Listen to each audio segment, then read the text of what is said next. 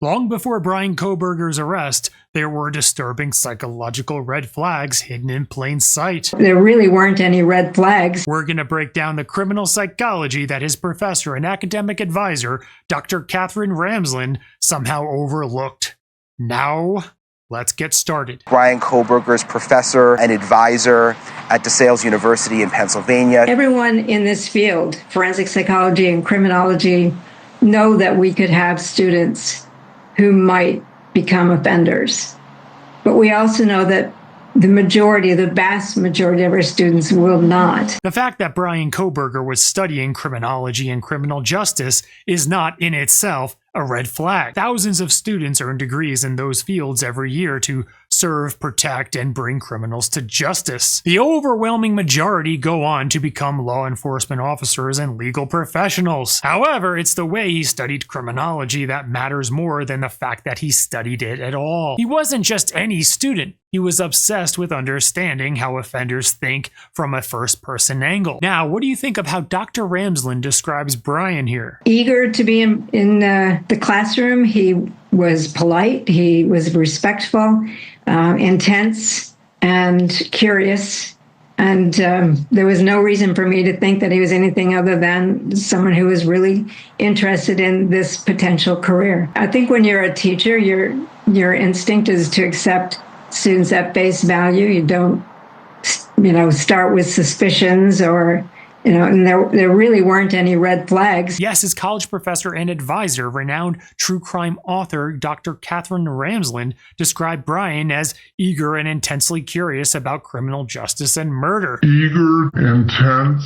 That's a very specific and unusual topic to be deeply enthusiastic about. And yet it raises an important question we don't ask enough in our society. Why? An academic advisor like Dr. Ramsland could have simply said, yes, crime is often intriguing. You're quite eager and intense learning about crime.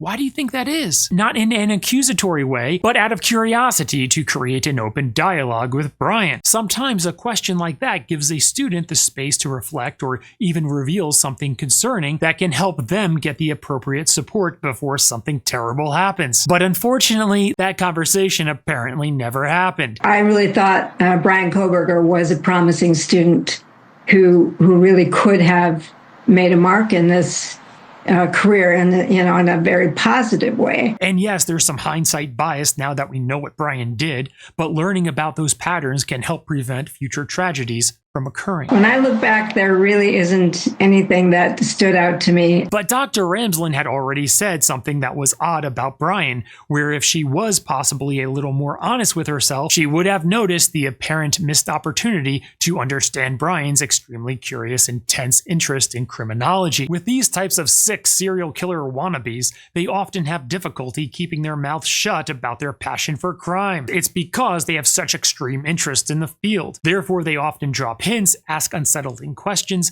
and sometimes even romanticize violence, where they almost seem to dare someone to notice what they're up to. Evidence taken from the defendant's phone that he took a selfie of himself on his phone in what appears to be the bathroom of his Pullman apartment with a thumbs up. It's really just a matter of digging a little deeper to listen to them. One major insight I've noticed in forensic psychology is that very few people know how to truly listen. Even professional psychologists and interrogators are ironically terrible listeners. People have done things that have been a threat to our national security, terrorism in Canada. Barely eat or drink, you haven't touched your donut. You don't have to be an expert in body language. There's a lot of zombies in this town. If you're an alcoholic, the worst part of that is you're out driving a car. You want to go for a drive with me? I travel all over Canada. It's like when you're drunk and you pick up a girl, that was a great idea, right? Until you figure out later she was married.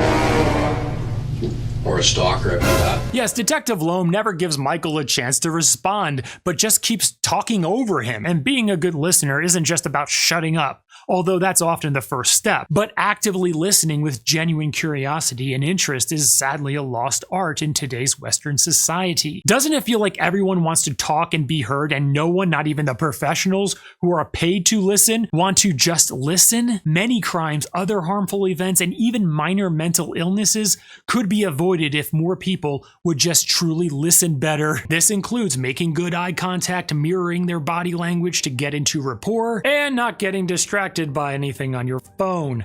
I actually made a whole video about how to listen, so if you want to learn to listen the way a good psychologist listens, you can check out that video next. Now listen to what Dr. Ramsland says about there not being any red flags, and see if you find what she says is odd. He was always really quite respectful and grateful. He would thank me for things. He was attentive.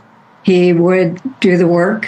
I didn't have any concerns. Yes, Dr. Ramsland seems to be associating with Bryan not having any red flags because he constitutes what is traditionally considered a good student. However, a good student who is polite, intellectually curious, respectful, grateful, and punctual is neither a red or green flag when attempting to understand whether that person had nefarious intentions with what he was learning. In psychology, many people instinctively associate positive personality traits with good moral character and negative personality traits with bad intentions or criminality. This is called the halo effect. This is a cognitive bias where our overall impression of a person influences how we interpret their individual traits. So if someone seems intelligent or respectful, we might subconsciously assume they're also kind or ethical, even when that's easily not the case. Really, floored that this is my student who has done these things. See, even highly educated and experienced professionals in the field,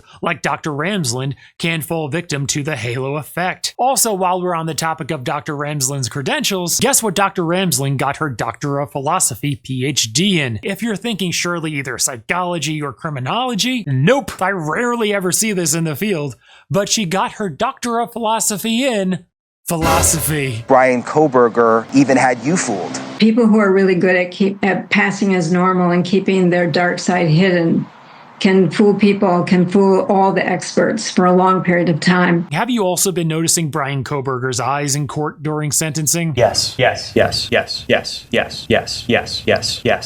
Right, they look shockingly soulless and hollow. There's a flatness to them that's often considered scary. I respectfully decline. It's like a blank stare that makes it seem like there's no one behind the eyes. It's quite rare, but for someone who could be as deeply a psychopath as Bryan Kohberger, it's not uncommon for someone who's apparently that much of a psychopath. That kind of emotional emptiness is common in psychopathy. In psychology, it's called emotional blunting, when someone shows little to no visible emotional response, even in extreme or high-stakes situations. The eyes of someone who is that extreme of an apparent psychopath is a dead giveaway because our eyes are often described as windows to our soul. Most people would show some kind of emotion, nervousness, guilt, or subtle micro-expressions, especially when facing the people they've gravely harmed. However, what's surprising is that Dr. Ramsland, of all people, didn't seem to recognize that psychopathic stare in him. Bryan Kohberger even had you fooled. There really weren't any red flags. Even when she had him in class and she was advising him on these types of gruesome projects. I met him in the fall of 2018 when he came to DeSales University as a psychology major. He selected the forensic track, which made him an advisee for me because I managed the forensic track. And even discussing these disturbing cases in class. It's not like she was his math professor. She literally teaches about serial killers. The antisocial behavior course involves serial killers and mass murderers, and we do a lot of case analysis. Also, here's another thing. I have a master's in forensic psychology. I have other degrees in psychology, including more advanced degrees in psychology, and never once have I ever taken a course on serial killers. And my capstone paper for my master's in forensic psychology was on false confessions. It wasn't anything gruesome. Maybe the universities that I went to just didn't offer it for maybe obvious reasons.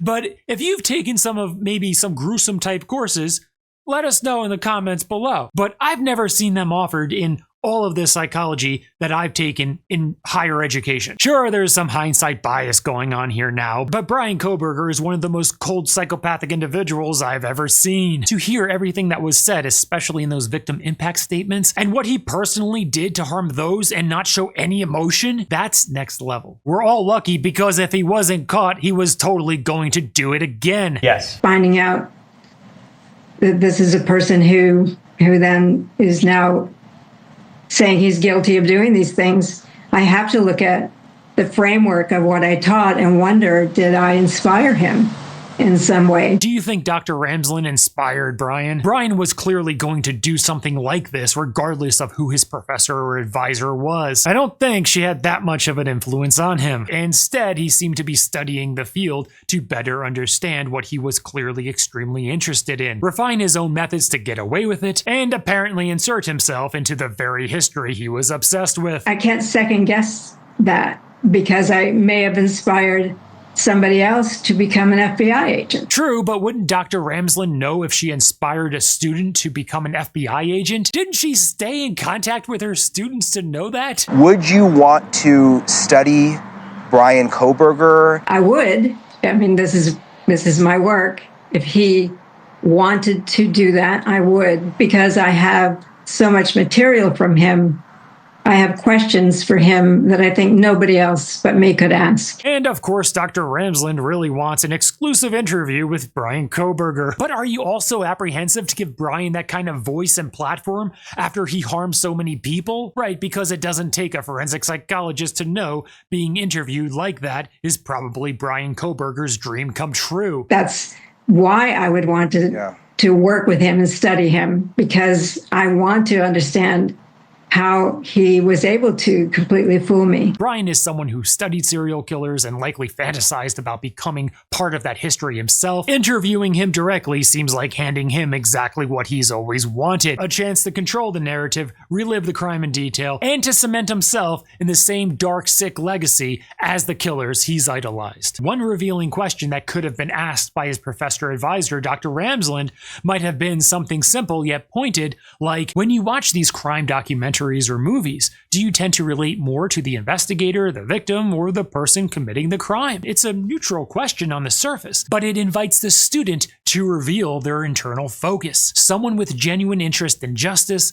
would likely lean towards prevention or investigation, while someone with darker fascinations might unconsciously expose a desire to identify with the offender. In forensic psychology, it's not just what someone says about crime, but also how they talk about it speaks volumes. For example, someone might discuss violent acts with emotional detachment, unusual excitement, or even admiration for the offender. These emotional tones and word choices can reveal a lot about their internal world, whether it's pure curiosity, self-identification, or a lack of empathy. And in Bryan's case, there may have been opportunities to notice those subtle cues if someone like Dr. Ramsland had simply dug a little deeper. Now, these were the 4 classes that Bryan took directly with Dr. Ramsland. Introduction to Forensic Psychology, my death investigation class, which was called Psychological Sleuthing, Dangerous Minds, the Psychology of Antisocial Behavior, Behavioral Criminology. There would possibly be a clear subconscious pattern with Bryan in the courses he took, his class presentations, class discussions, and research papers, all subtly pointing to an interest to not solve crimes, but curiously how one would get away with crimes. This likely underlying theme in Bryan's education appears to have sadly gone unnoticed. Dennis Rader, the BTK killer, studied criminal justice and basically worked as a dog catcher. And Ted Bundy was a pretty lousy excuse for a law student. Yes, I intend to complete my legal education and become a lawyer and be a damn good lawyer. But there's actually far less examples of criminal justice college majors committing murder than you may think. We know that there's always a risk that we're attracting somebody who wants to do something terrible. Hoping we won't ever have that, but, in my case, I did. If you're wondering what major is most commonly associated with people who go on to commit murder, law and medicine tend to be studied often. This doesn't appear to be the case because those studying those fields necessarily lead to violence, but because those fields often feed into their often comorbid pre-existing psychopathic traits like manipulation, control, status, and their desire for power. But do you think Bryan Kohberger is the only criminology PhD student to ever become a murderer? Actually, no. Unfortunately, he's not. Stephen Griffiths pled guilty to 3 murders within a year. Stephen Griffiths, the crossbow cannibal, was a PhD student in criminology in England and told police that he had planned that since childhood and was studying serial killers academically while becoming one himself. He finally got caught in 2010. Although Bryan Kohberger was not the first, again, it is quite rare. Now in the comments, why do you or don't you think that you would have known that there was something terribly off with Bryan Kohberger? Let everyone know in the comments below. As you can see with the videos I make, I like to just understand things and figure things out with psychology and not just specifically crime. Arrogance, narcissism, personality disorders, manipulation, and the effects of neuropsychological disorders. I do cover crime when it's something interesting psychologically, or I can offer an interesting perspective on the case. I do make videos on the topic, so subscribe for more. See you next time.